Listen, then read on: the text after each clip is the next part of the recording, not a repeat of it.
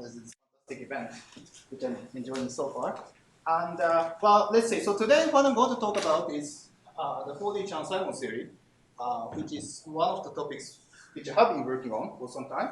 And the 4D Chern-Simons theory, I'm going to explain what it is, but it's a useful quantum field theory. It's some four-dimensional, as the name suggests, some quantum field theory. And the reason that it's good is that it's useful for understanding many different aspects of integrable models. So, for example, there are integrable lattice models, integrable lattice model, or in a somewhat more representation ways, there is a representation of Yang-Yangs, quantum affines, elliptic algebras, etc. So this is one topic in integral models. And somewhat relatedly, there are also integrable quantum field theories in 2 dimensions, 1 plus 1 dimensions, and they can also be discussed from the viewpoint of 4-dimensional Chern-Simons theory. So certainly these are very old topic, and there are a lot of results going back to decades ago. But the point is that you can start from this theory, and you need to know something a little bit about this, but for the most part, you can pretend that you don't know about the old literature. And just analyze this, just, well, okay, depends on your perspective, but this is a well-defined quantum field theory. So you can, in principle, just study this theory, for instance, standard description in quantum field theory. And you can reproduce many of the things which are found here. Sometimes these things are found by trial and error, etc., but many of the things look systematic here. Now, what I want to talk about is, I'm not going to talk too much detail about how this happens, but rather try to make contact with some other things discussed during this conference, and that's the Hitchin modular space and Hitchin integral model system. So that's another different type of integral structure. And then it's also related to the Langlands correspondence, geometric Langlands correspondence. And then, so, what I'm going to talk about is based on dozens of papers, including mine, but including many other people. And also, well, I'm not today going to tell you the final answer for everything.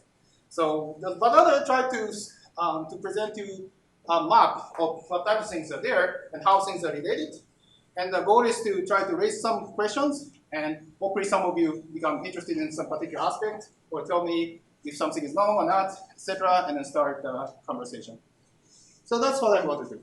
But I should also say that in passing that there is also connection of 4D Chern-Simons to yet another aspect of integral models, like a self-Euler mills and their dimension reductions. But that's yet another thing which I won't mention. Okay, so but before starting with the 4D Chern-Simons, however, I thought that I should start with something which is more, let's see, which is something more familiar. And that is the 3-dimensional Chern-Simons theory. Now, in the 3-dimensional Chern-Simons theory, well, okay, so I'm going to consider, okay, so in the 3-dimensional Chern-Simons theory, we're going to choose the gauge group. So this is the gauge group.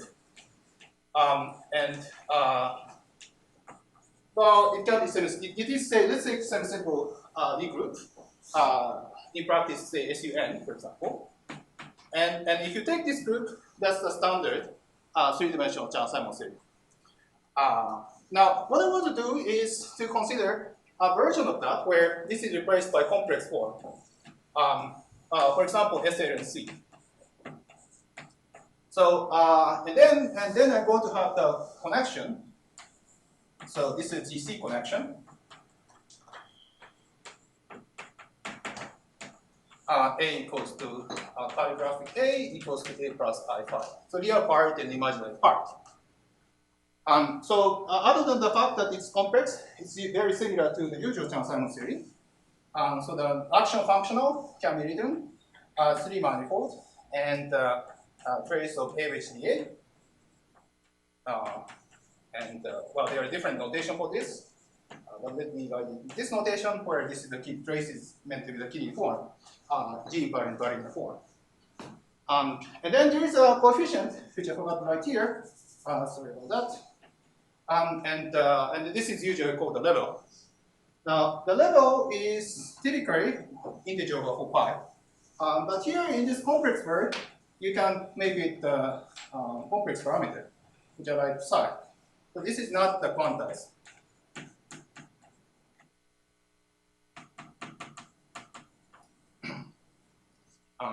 Well, partly because it's a complexified. So everything is complex. This level is also complex. And the imaginary part could be continuous, for example. So, so this is the complex Chern-Simons theory. Now, well, other than the fact that it's complex, things are pretty standard. So you can try to discuss what type of structure is encoded here. And so this defines the action functional. So in principle, it defines the path integrals, and you can compute things. But let's see. So we should probably start with the classical theory, and that's the this is called the equation motion, and so that's a differential equation associated with this, and that's of course just the equation that f equals to 0, p strings is 0. So this is a GC flat connection.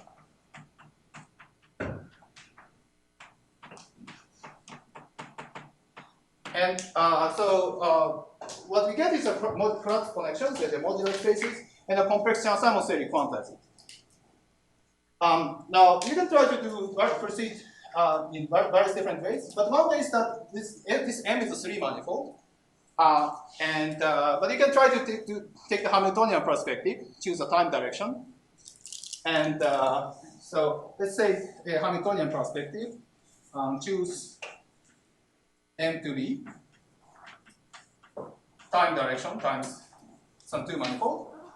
And then there is a modular space of flat connections. GC flat connections on the C.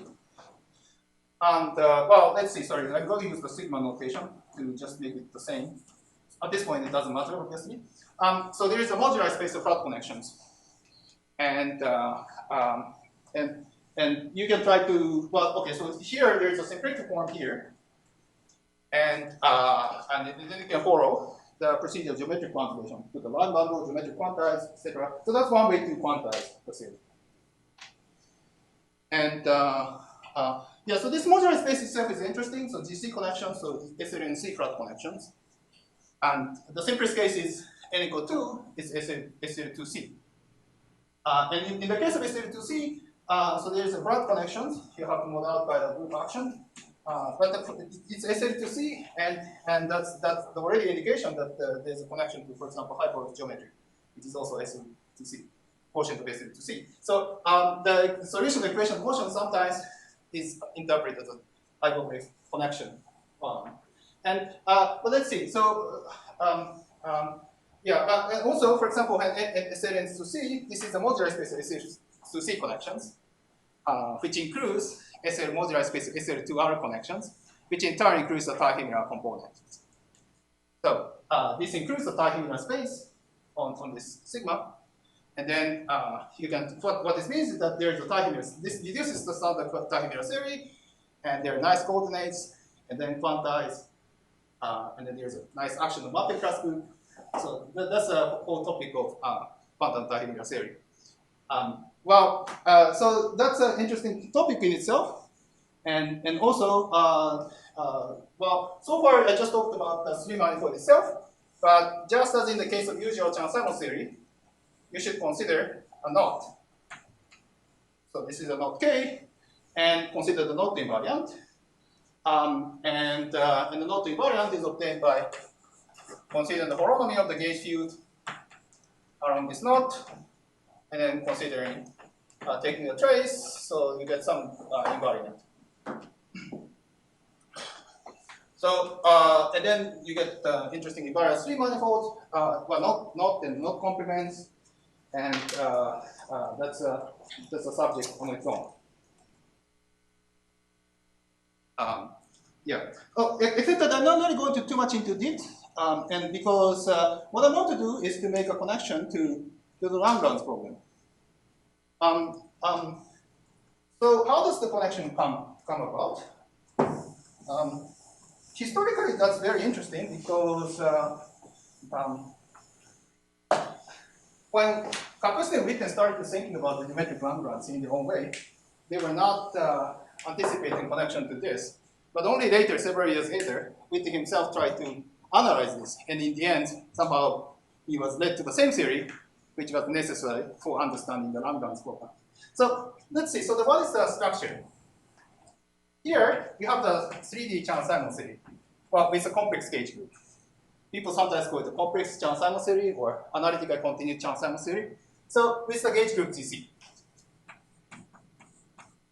And on a 3 manifold, which I write as a 3 manifold. And if you like, there are some notes, and then you can include it. Here, this is the 3-dimensional theory, but you can consider the 3-dimensional theory as a boundary of some 4-dimensional theory. Now, there is some 4-dimensional theory, which is also a TKFT. And the statement is that this 3-dimensional Chern-Simons theory is a boundary of this 4D TKFT under appropriate boundary condition. What is this TKFT? Well, it's a so-called GL twisted, geometric Langlands twisted theory, twisted theory. So it means a topological twist of some theory known as the 4-dimensional equal 4 super MLs. And let's see. So I'm going to explain this momentarily, not the 4-dimensional equal super MLs, but just what this twisted theory is. And that's the some 4-dimensional TTFT.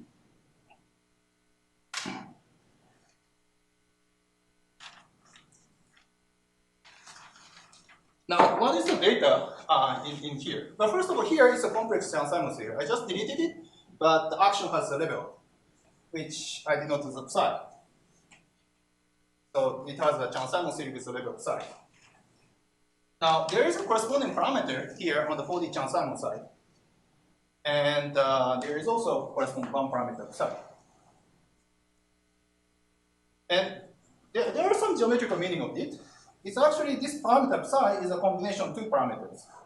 So one is the so-called axial dialecton coupling. So let's see. So it's a gauge, complex-wide gauge coupling. So it's there is a Yang-Mills coupling, and so this is the gauge coupling of the theory, and this is the theta parameter of the theory, which is the style parameter of the 4D some super ML theory. So this is a nice parameter which transforms used nicely under the modular transformation. Now, in addition to that, there is one more parameter, which is a point in CP1, and this is needed for the specification of this twist. So there is a one parameter family of the twist, and geometrically the meaning of this is that this is the CP1 of the hyperkähler structure. So there is a CP1 verse of hyperkähler structure and then associated twist, and then so this theory was studied by Kapustin and Witten, and what Kapustin and Witten found is that these parameters combine nicely into a single parameter, which is psi, and that parameter appears as a counterpart of this level of the complex Chern-Simons theory. So at least that's how the parameters match. And also, let's see, here there was a complex connection. This was, I denoted A plus I phi. So here also we should have the same field at least. And so this is a super Yang-Mills theory, it's a Yang-Mills theory. So you just have a gauge field A, and you don't seem to have the field phi. But it turns out that there is a similar field here. So this phi was originally, it contains many of the scalar fields of the theory which are turned into gauge field after the topological fields. Okay, perhaps it doesn't matter, but what's important, there is still a complex phi gauge field here on this side. Now, how to go from here to there? There are, roughly speaking, 2 ways to explain this connection. You either start from 3D and go to 4D, or start from 4D and go back to 3D. Now, which one is more understandable might depend on your preference, but I bet that starting from the 3D might be easier for some of you. 3D to 4D. So let's see. This is discussed in the paper written in analytic configuration of Chern-Simons theory.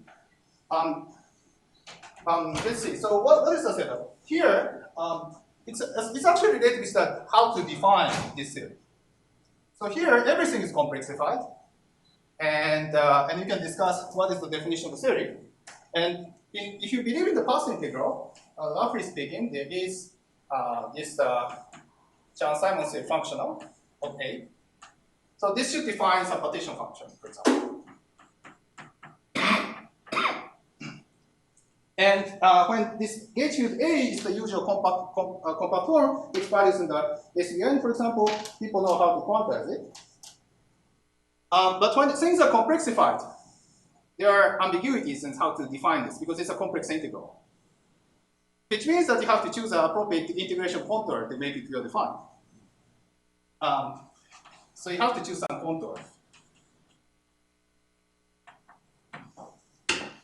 Which is not unique. So there are multiple contours. And then there's a canonical way of choosing the contour if you regard this as a finite dimension integral. And that is to choose the Lefschetz symbol. So what it means that you start with the solution of the classical equation of motion, which is the flat connection, complex flat connection. And then consider the downward-most flow. With respect to the downward-most flow, so start with the flat connection. So this contour, you can choose to be a Lefschetz symbol. Well, of course, this is an infinite dimensional setup, but nevertheless, you can be bold and try to adapt what people usually do in finite dimensions. And so you going to consider downward-most flow.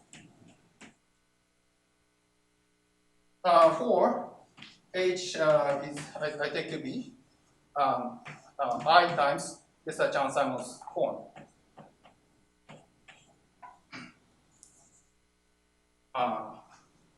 Okay, so here. Well, except that there is also, let's see, well, perhaps, okay, psi. Okay, so here, by this, probably this is different from the previous notation, but by this I mean Chern-Simons function itself times psi. So there was also psi, which is a complex parameter, which in general might have a phase. So I should include it here. But only the coefficient matters, so this is the phase of psi. Because you can always, okay, so because in the equation I'm going to just write down,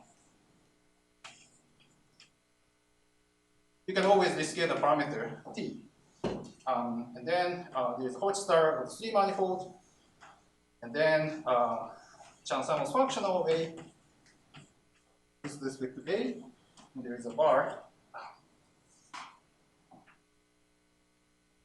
Then you're going to put the exponential minus alpha for the phase.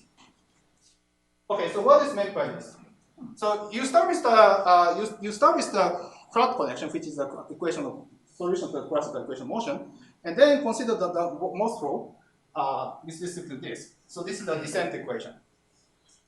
And when you do that, so this A was originally a field in M3, three-dimensional connection. But now I'm going to introduce this formal parameter T. And then introduce a dependence because I'm going to consider flow. So the A on M is now promoted to AT on RT times M.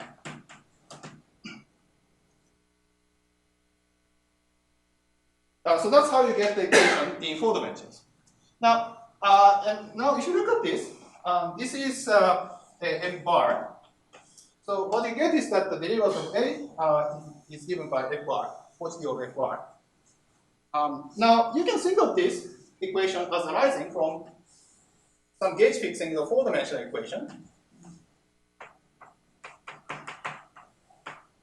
which is really F equals to minus I epsilon, let's see, I alpha, and then F bar, but now in 4 dimensions. So this is a nice new coordinate. So, well, if you regard it as a connection in 4 dimensions, there is one more component, but you can think of it using the gauge transformation set that to 0.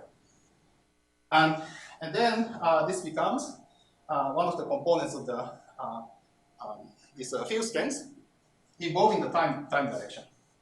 So this is turned into that.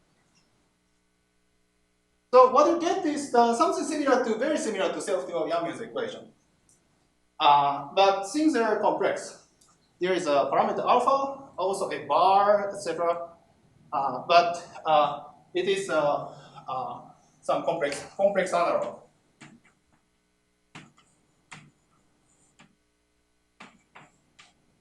For the self-dual Yamils. Or perhaps I should say anti-self-dual Yamils, because here's a minus. So it's a nice equation, and things are naturally complexified. Now, so in this conclusion, by hindsight, is actually very natural, because if you start with the usual Chern-Simons theory, Chern-Simons functional, there was a connection to self-dual Yamils. And one of the reasons is basically if you have, for example, FHF, time topological set angle here, and then you integrate the parts on the home manifold, and then this can be turned into the evaluation of the Chern-Simons functional by integrable parts. And what we found is a complex analog of that. So we have the complex Chern-Simons function here, and we have the complex self-dual Yamils equation, and they related by integration of parts. So it turns out that I wrote one, but I'm actually not going to write down two explicitly. But if you want to go back to 4 dimensions, 2 dimensions, sorry, 3 dimensions, what Kapustin found in the original paper is that they go through all this procedure. And you get the complicated action, but it turns out most of the action doesn't matter. It's a topological theory, so the action is very trivial. Except that you get something like this, with a coefficient psi in front, except with the f replaced by complex f. Now, if you go integrable parts, you get the Chern-Simons function theory, which is the theory here. So this is how the connection to this 4-dimensional theory works. And a priori, it's not clear whether it has anything to do with the Langlands, but there is a nice property of the 4D equal force super Yamils, known as the S duality. And this S duality acts by permuting this parameter psi,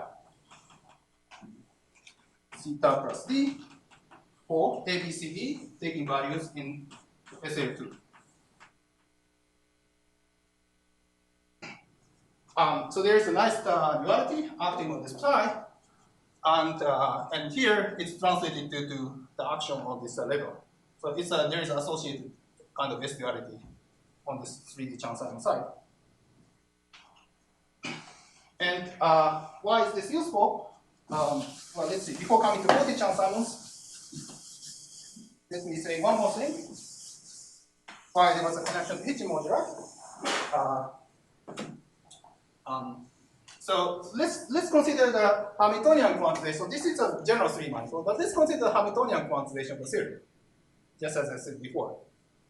So we have the 3D Chern-Simons on RT times sigma. Then this arises both from DL twisted theory, acoustic theory, on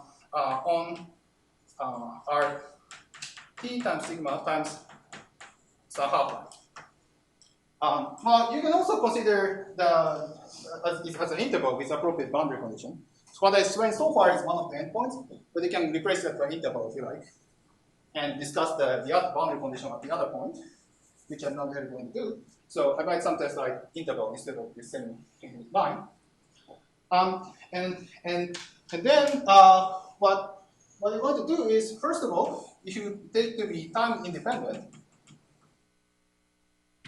you get the Bogomolny equation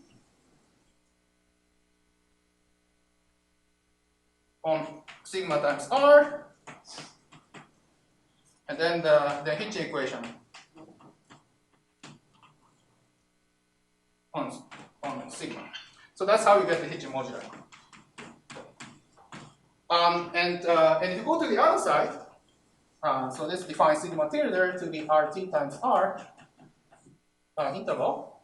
Then there is some 2-dimensional theory here, and that is 2-dimensional sigma model with target space given by the Hitchin modular space.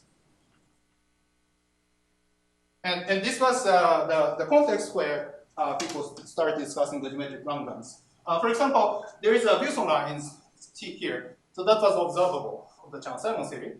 and you can keep track of what happens here, and there is a corresponding operator here, and also there is a SQ of that, which has no the Tufu prime, and the Tufu prime was mapped to the Hitchin modifications, the solution to the Morley equation. And the fact that these two data, Tufu lines and Wilson lines, are labeled by the same data is the counterpart of the geometric subpacking. So that's the Langlands connection to geometric Langlands, and at least that's the setup of how people discuss the Langlands correspondence. Okay, but my point is not to. This is not. In fact, this is supposed to be introduction. Perhaps I'm a little bit too slow. But what I'm going to do is to add a Q deformation to everything in a sense, and that sometimes goes by the name of Q Langlands.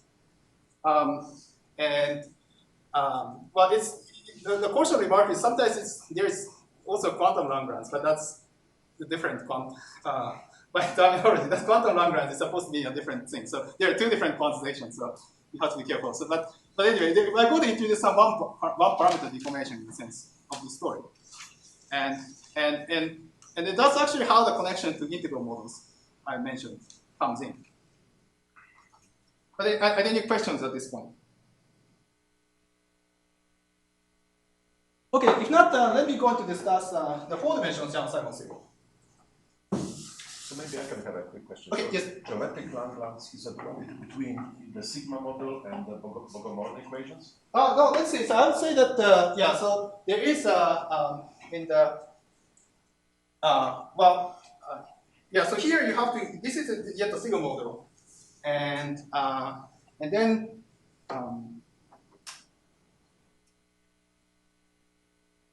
so you need to incorporate the extra ingredient, which are the branes, taking values in the categories, and then you can keep track of how. So there is the statement of the S duality comes in. Sorry, the Langlands comes in from the S duality, which is some action of sending this psi to -1 over psi. So that's the action. And then what we're going to do is that there are some extra objects which are like a branes. Objects in the data category here, sitting here, and then keep track of what happens under this action to each of the branes. And then that's mapped to A brane to B branes. And then you need an argument, extra argument to say that A branes return B model is the second. Yes. But I don't claim to be too much of an expert. So yes, but yes, that's how the original argument goes. Yes. Correct me if I said something wrong. Okay, so let's see. That's how the correspondence goes, well, now what I'm going to do is to consider an analog of that. So I'm going to replace everything here by something else. So I start with the 3D Chern-Simons and replace by 4D Chern-Simons. Yeah, basically you get a 4D Chern-Simons, you get a 5D theory, and here it becomes a Hitchin equation replaced by the group value counterpart, multiplicative Hitchin. That's what we find.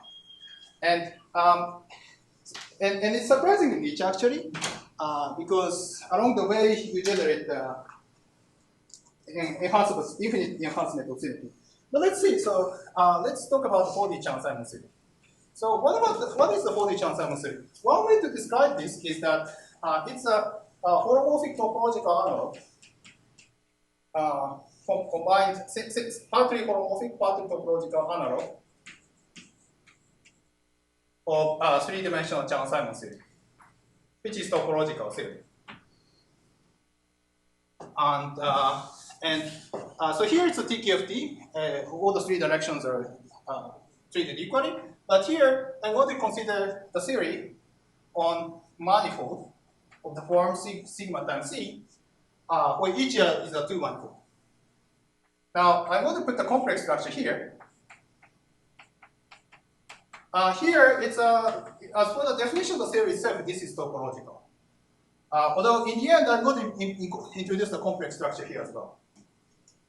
So 2 manifold times 2 manifold. Now the theory is defined also one more data by one more data, which is this omega, which is a holomorphic one form. on the C. Well, for the simplest example, C is equal to, okay. Well, the actual example I'm going to discuss is C equals C star. So this is C with 1 point removed. And then this form of one form is simply dz over z, for example. This is the simplest example. But you can also consider more complicated one forms with zeros or poles, and that will make the story more interesting. Now, with this data, I can define for the action functional to be integral of sigma times c d wedge omega, and this is the a wedge dA. So it's the same familiar old-fashioned Chern-Simons functional, but now with the wedge with omega. So locally, in some local condition, this is essentially dz, which means that this A is a connection taking values in the complex wide gauge group. And since we consider four manifold as components, but since we are taking with the wedge with the dz, we use the z component of the connection, and this is actually a three component connection. So this is really like a Chern-Simons connection. So if you turn on if you include a complex structure here, and then write down the coordinates z and z bar. So this has a connection component. This connection has a components w bar and z bar, but no z component. And then there is a coefficient sitting in front. I was writing h psi bar. Okay, in this context, I'm attempting to write h bar. I can still write psi, but with some coefficient, which is again not quantized.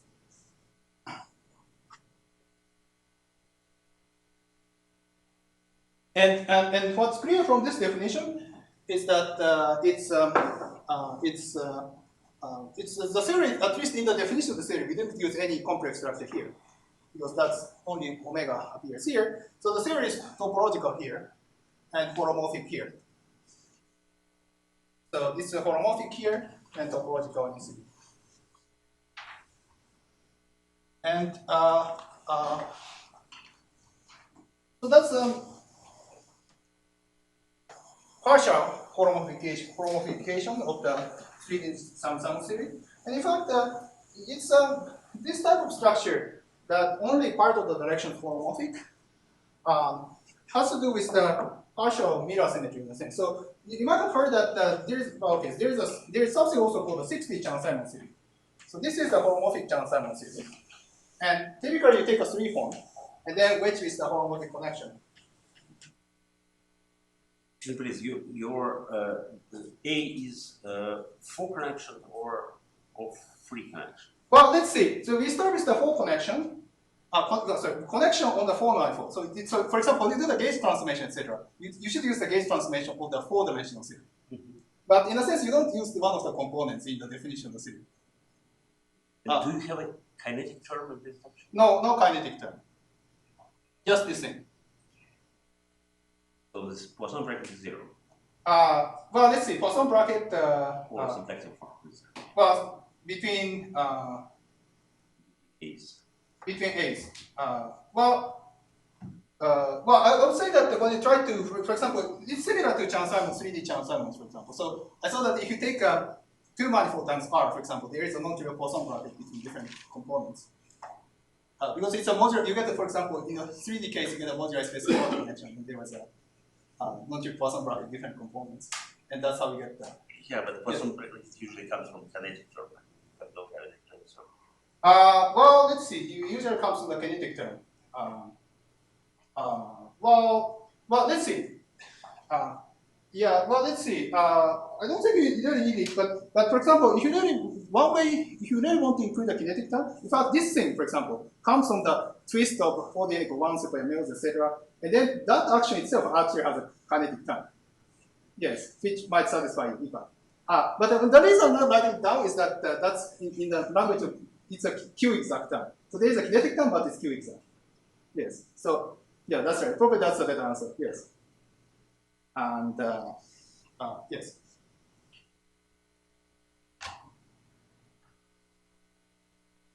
Okay. Any other questions? Yeah. So let's see. What I was saying here is that there is a 3D Chern-Simons. This one is topological theory. And then 60 Chern-Simons, so this is the holomorphic theory.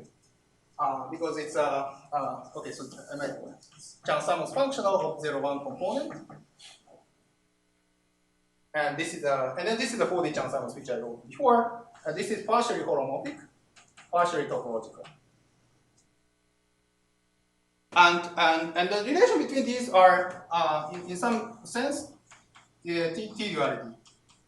So well, what I mean by T-duality, I need to formulate and have a paper about it. But let's see. But roughly speaking, you start with the theory here and do the dimension reduction in the appropriate direction. So for example, in the 4D Chern-Simons, suppose that you get the cylinder times 2 manifold. Suppose that the spectral curve is a cylinder, and then there is a time direction times S1.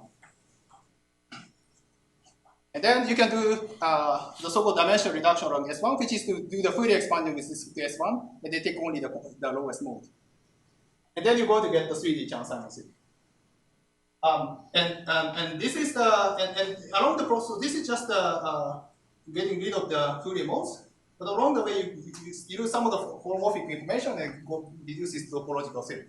And this is what I expect from the discussion mirror symmetry. So this is like A model, this is like a B model. And in fact, this one is the intermediate between A and B. Yes, there is a 5D version, yes.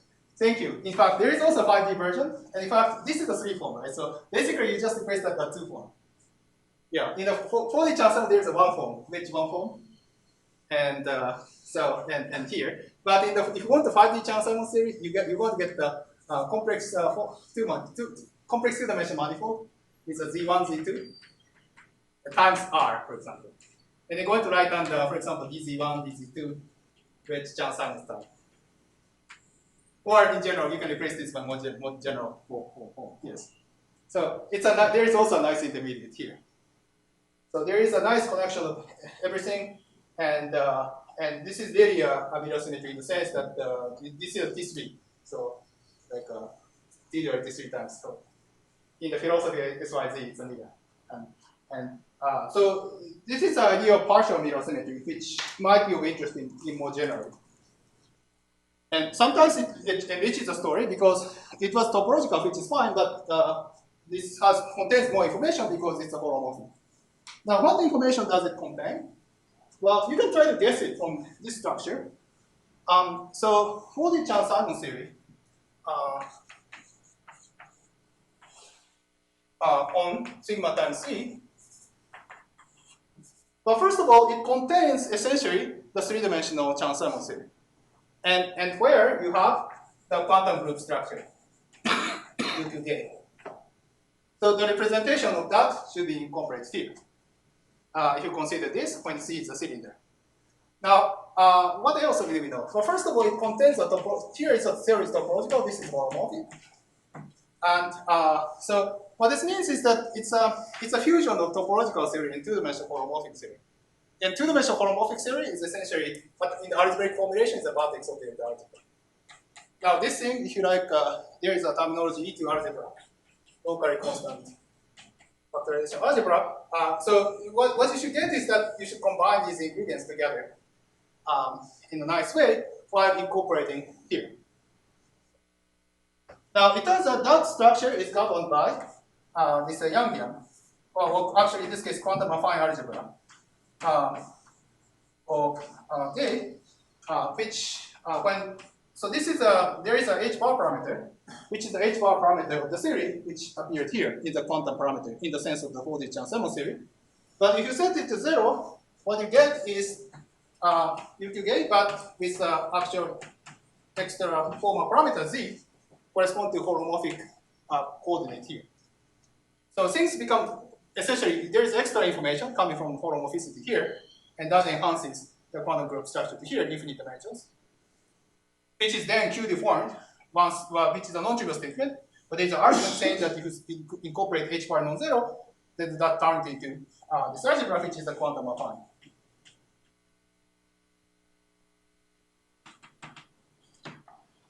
So this is how, and the quantum affine algebra is the algebra underlying trigonometric integral models. Yes.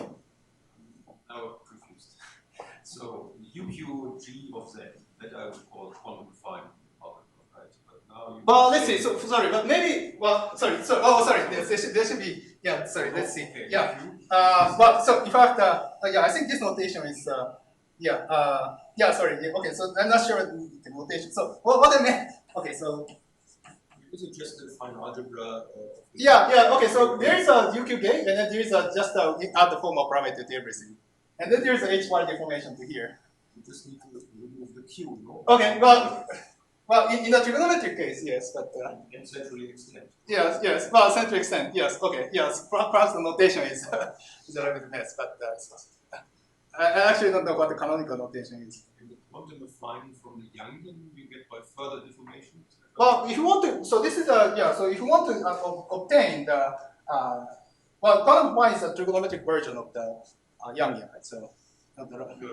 So you can try to go back to the rational case. But so here in this case it's a cylinder, and you can go to the flat plane by sending the radius. Yes. That's how you get the. So in fact, there is a choice of curves. Some nice kinds of curves. Cylinder and elliptic curve, and you can repeat the same procedure, and then you get the series of Youngian type structure, Youngian, quantum affine, and some elliptic algebra. Another question. So other C's you don't want to consider like hygienists? Well, let's see. Well, the answer is actually a little bit complicated. So, for example, if you just want to obtain Youngian from integrable lattice models, etc., there is a no-go argument in the sense that, yeah, so for the discussion of integrability, the fact that the theory is topological around here is very crucial. Because you want to move the line around, etc. And for that, it's important that this one doesn't have any zero. This holomorphic one doesn't have any zero. It picks up three possibilities, and that matches nicely with what other people say. For example, Belavin-Driefield classification of integral models. So that matches a nice match. But sometimes, for example, if you're not interested in integrable lattice model per se, but for example, you want to obtain integrable quantum field theory, for example. And for that itself, you don't really need a topological invariance because the theory you get is holomorphic anyway. So in that case, you can actually introduce the complex coordinates here, and then it makes the discussion entirely complex structure dependent. And in that case, you can have this one could have a zero, and the discussion generalizes to more general genus, higher genus Riemann circles. And in fact, you can obtain a zoo of integrable quantum field series whose spectral curve is a higher genus, and associated with something like okay. Anyways, the geometry of that surface. Quantum defined would know. Well, let's see. Affine go down is but I don't. Let's see. Well, at least the classical theory people discuss in practice in affine go down tend to be spheres. Well, so I'm not sure if in the strict sense of affine go down framework, I'm not sure if they can do the higher genus framework. Having said that, in the end, my understanding is that coming from this type of argument is that affine go down models in the end the Hamiltonian perspective of the 4D Chern-Simons theory. So, and from that perspective, anything you can say from the Lagrange formulation, you can say with the Hamiltonian formulation. So in that sense, there is something like a affine go down model describing the higher genus curve. Yes.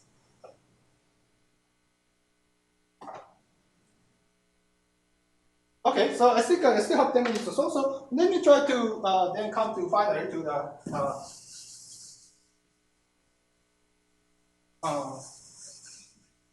enriching the story. So I start with the 4-dimensional Chern-Simons theory instead of the 3-dimensional Chern-Simons theory. In fact, this one's no, that's eliminated. So let me copy it. So here and then okay. So I'm going to consider. Again, let's see, S1 times this here, it's a sigma. Yes, so here I take to be C to be against cylinder.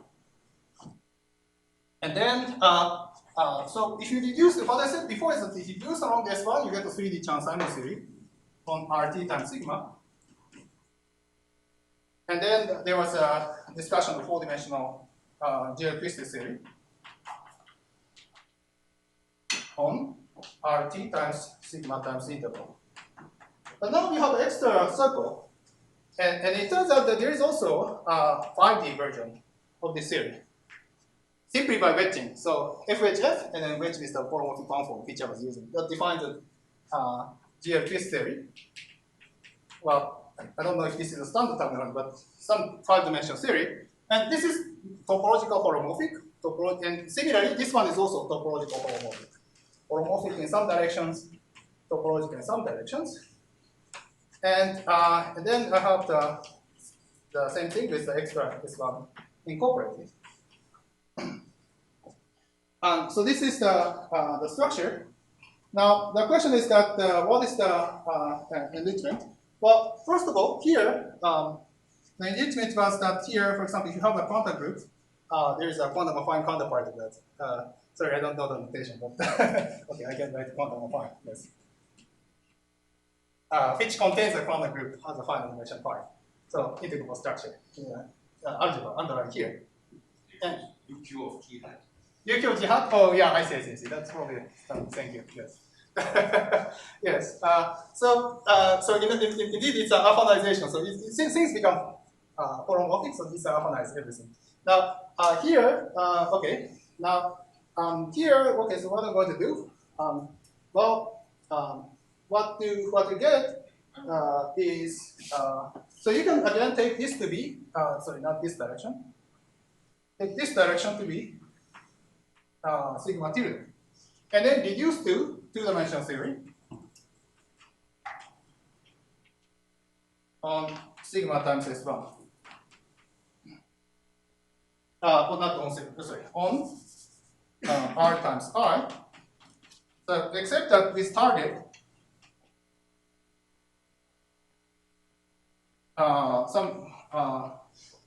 something like a Hitchin moduli space, but not associated with the sigma, but sigma times S1. And this often goes by the name of the group valued Hitchin moduli space or multiplicative Hitchin. And yeah, a lot of people discuss that. There is, for example, a nice paper by Elliott and Teston, which discuss that. And in fact, this one also arises from the necros 4-dimensional n equals 2 theory, which dimension is 3D equal 4 theory, which was discussed in earlier part of the week. So there is some connection. But let's see. But okay, so this thing is there is a S1. The existence of extra S1 means that there was in the Hitchin modular space there is a Higgs field taking values of a joint, and usually it takes values in the real algebra. But here in this situation, you have to exponentiate the Higgs field such that the resulting things become group value, and that's the reason for the name group value Hitchin modulus.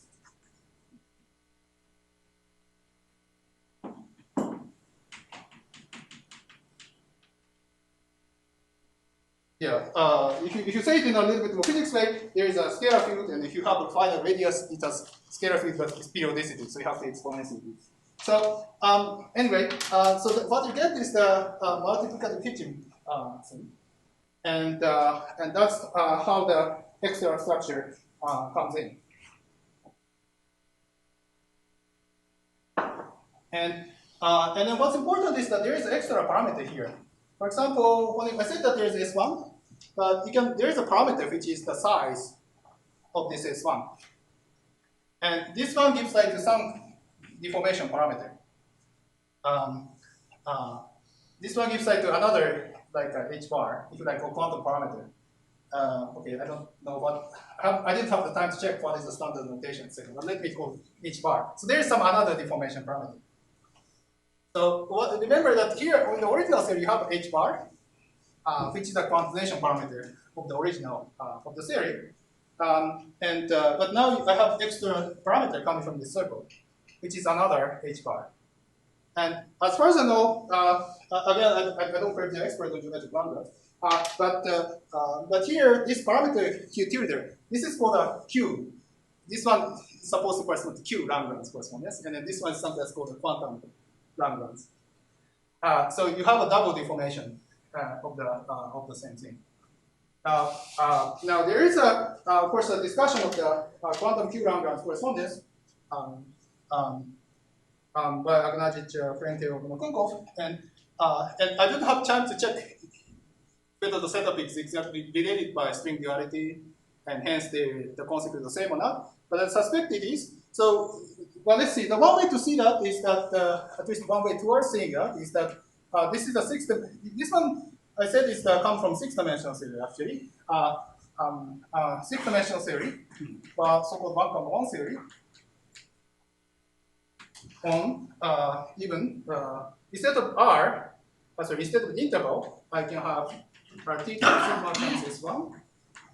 Instead of R interval, so okay, interval I might replace it by semi-infinite line. So by okay, let's just have an interval. I have like a cigar with an extra circle here. And there is an extra circle, and if you reduce it around the circle, you get the interval, roughly speaking, which is what we have here. So you get the six-dimensional theory describing the same thing. And this theory is known to be S-dual, so-called, to the theory which they started with, which is this little string theory. The way where these two parameters appear are different looking, but they should be related. Now, okay, so that's the kind of a big picture as to how to formulate everything. And in a sense, I haven't made any specific comments. There was a question how to formulate Q-Langlands in this correspondence. And in order to do that, I have to incorporate branes, how they're mapped with each other, etc. But what this strongly suggests is that there should be a multiplicative or group valued version of everything. And that will involve, in practice, the theory on this two-dimensional analysis of this two-dimensional theory, just as in the case of the usual Langlands correspondence. Except that here it's different, but it's still a two-dimensional theory.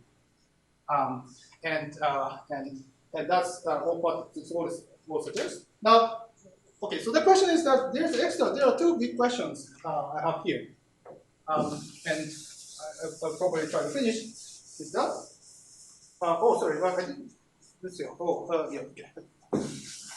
I started a little bit late, actually, so I'm now remembering.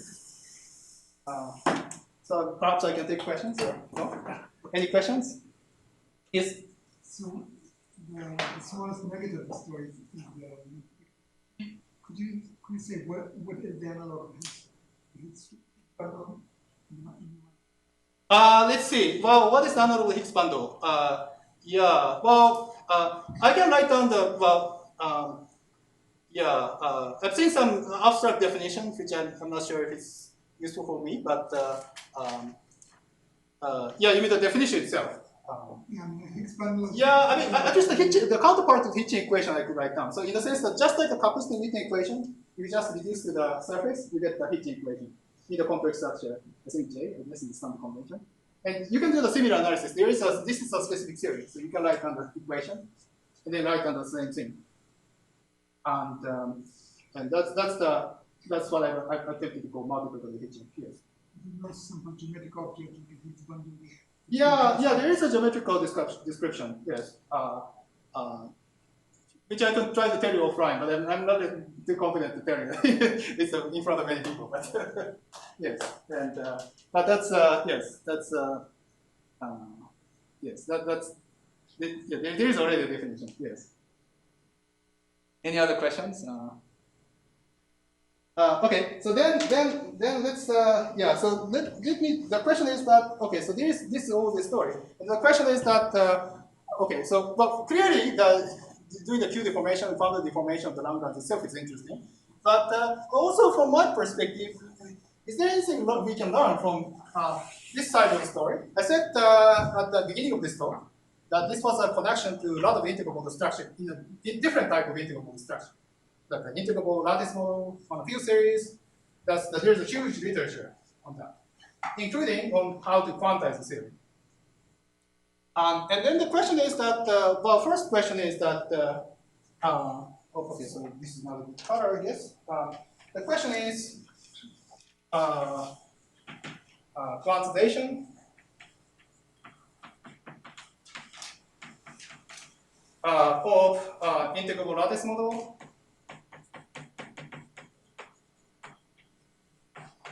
integrable QFT from four-dimensional Chern-Simons. So, okay, perhaps I should actually say that, for example, if you want to obtain integrable quantum field theory, what you should do is that basically shrink this curve C.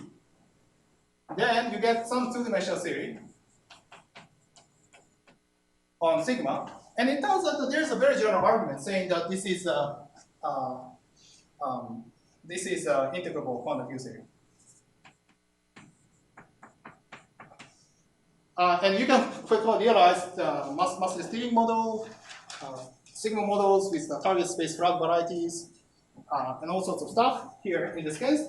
And as I said, there is already a literature on how to quantize the theory, all sorts of things, which means that it's useful to quantize this direction.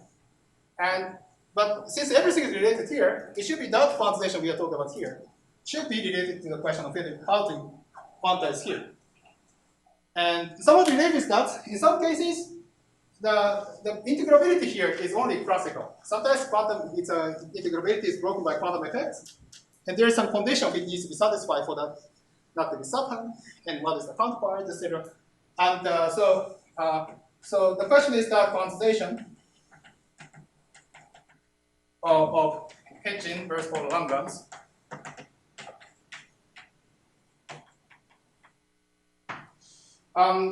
Let's see. And then also another question is that on this side, there was Job was asking a related question actually, because here, for example, I have taken the curve C. But in the discussion of integral quantum field theory, you can actually consider much more general situation. So in integrable quantum field theory, we can take general Riemann surface C, general with a high genus curve, higher genus is around, and then another intricate holomorphic bound form with poles and zeros. Now, clearly, when it has, for example, zeros, something special happening at that point. So there's a curve here, there is a special point, and that happens quite often geometrically. Now, and then there is a very beautiful story that if you start with this data, geometrical data, there is associated integrable quantum field theory, which includes many of the models associated with high-genus vector curve. And the most conventional models people discuss in the literature, like massless steering, etc., are just very special cases where you have a vector curve is at P1, and then only 2 points, 2 singular points, etc. But in general, it can be more situations. Now, the question is that, okay, so there are many varieties of integral quantum field theory here. The question is there any counterpart here?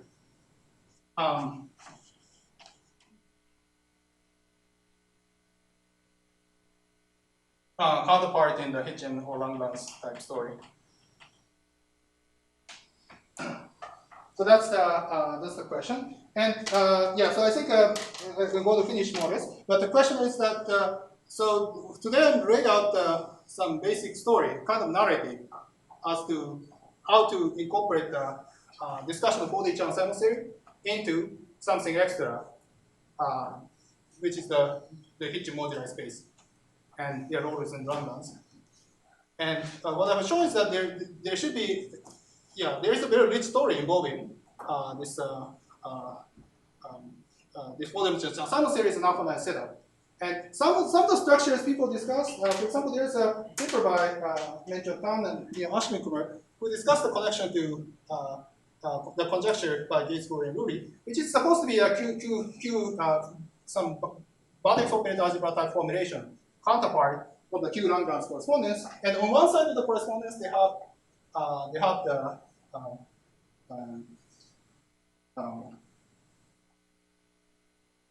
yeah, so on one side of the correspondence, you have the custom listed category. So representation category for the affine real algebras. And here, if you start with the 4D Chern-Simons, you already have the affine structure here.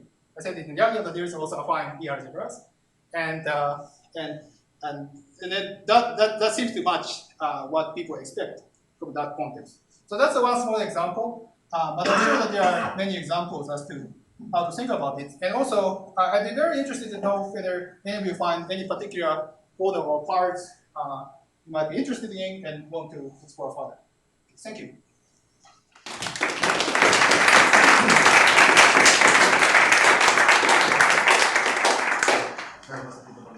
So, other questions, comments?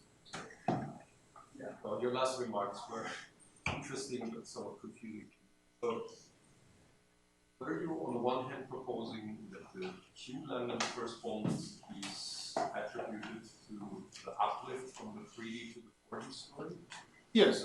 Comment is, I don't think so. For the following reason, it is part already of what Kapustin and Witten did. It is just related to playing the psi parameter. So yeah, that's also true. On Yes. one hand, yes. the original geometric Langlands, okay, there is was based on the interpretation theory of Heinz Moody on the critical level, and then basically the story of Gator and Turi was simply to form in terms of representation theory of Heinz Moody away from the critical level.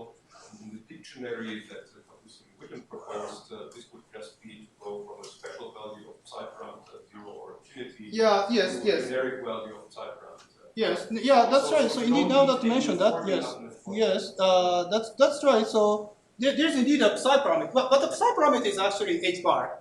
So in my notation, which is another one of the okay. So maybe in that case, I was probably I should exchange quantum with Q. Yes. Yeah. Okay. So probably okay. Maybe I was messing quantum with Q. Sorry, I don't. I need to check carefully with the literature to see. Yeah, if which one is a which parameter. Yes. But there are two parameters here, and I wrote it h bar, but this is the level of psi, or psi of the compostivity also. Yes, and that's the one of the parameters which appears there, and that's a Q deformation Langlands. So you might call it the Q Langlands. Yes. The thing that confused me is yes. you seem to be saying you are getting integral quantum field theories, but well, it seems you're getting what is called the time-to-flow models in this context.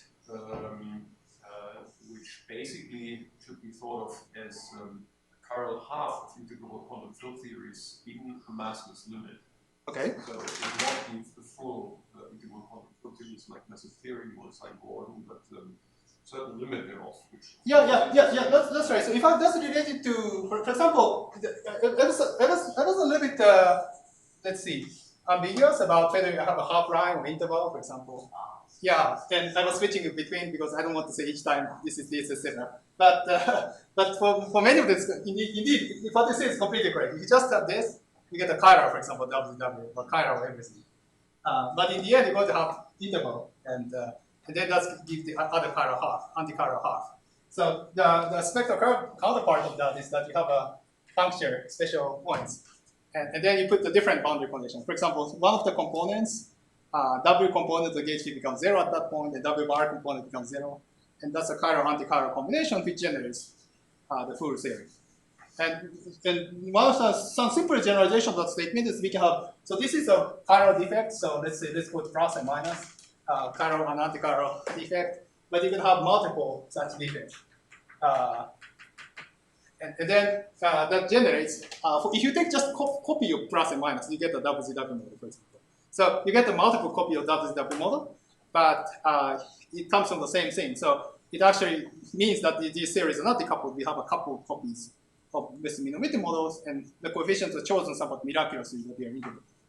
And that is one of the canonical examples which people reproduce from affine Gordon, but also we can go from there.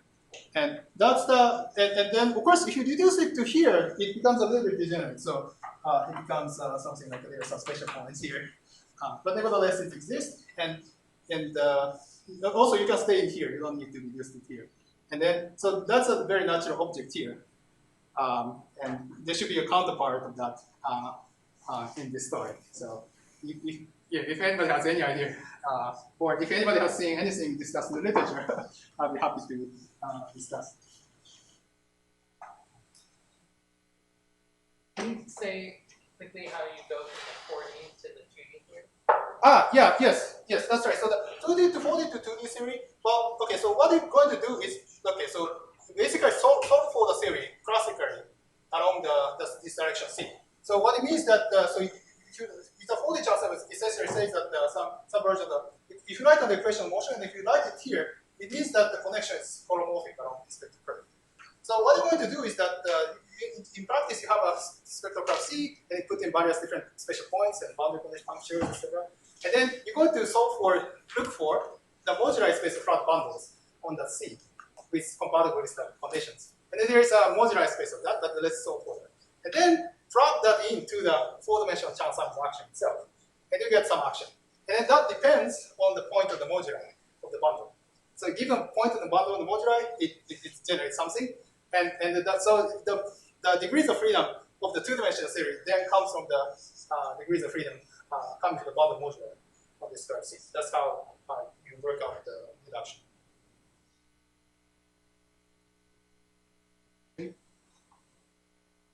Other questions or let's Great.